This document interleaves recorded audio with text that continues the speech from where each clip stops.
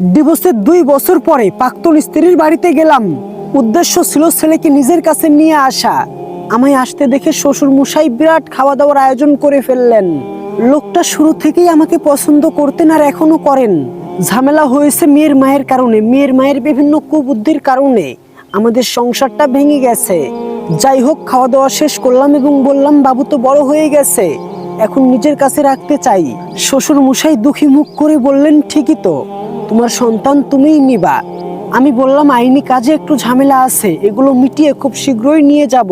তারপরে 2-1 কথা বলে বাড়ি ফেরার সময় যখন দরজার কাছে এলাম, বাড়ি ফেরার জন্য যখন রেডি হলাম, তখন দরজার সামনে আসতেই নজর পড়ে গেল দূর ঘরের দরজায় দাঁড়িয়ে আছে প্রাক্তন স্ত্রী, অস্ত্রসিক্ত চোখ নিয়ে। দূর থেকে দাঁড়িয়ে আমাকে দেখছে। আমিও কিছুক্ষণ দাঁড়িয়ে তাকে দেখলাম। আমার হৃদয়টা জ্বলে যাচ্ছিল।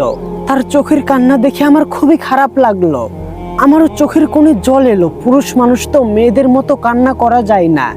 চোখের জল ফেলতে পারিনি, কিন্তু কষ্টে বুকটা ফেটে যাচ্ছিল।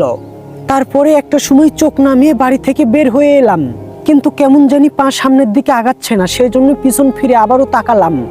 দেখলাম আমার প্রাক্তন স্ত্রী এখনো দূর থেকে আমার দিকে তাকিয়ে আছে। তাকে দেখে মনে হয় খুবই অসহায়। তাকে যদি এখন আমি বলি আমার সঙ্গে চলো, তবে সে এখনই চলে আসবে।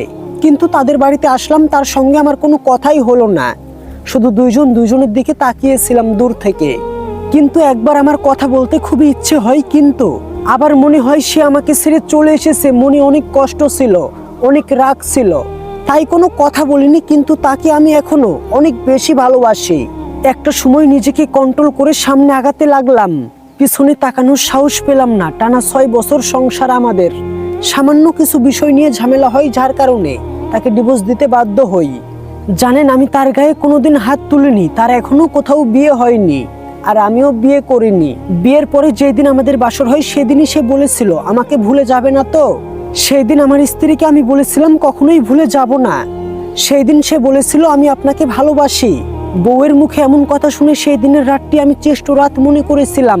মনে হয়েছিল জীবনে বেস্ট জীবনসঙ্গী খুঁজে পেয়েছি। আল্লাহ তাআলা আমাকে উত্তম জীবনসঙ্গী দান করেছেন।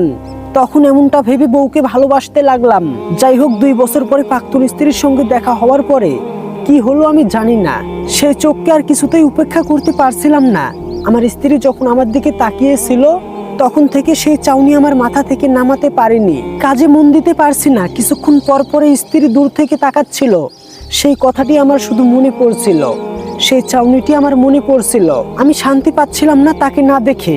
2 বছর রাগে ক্ষোভে।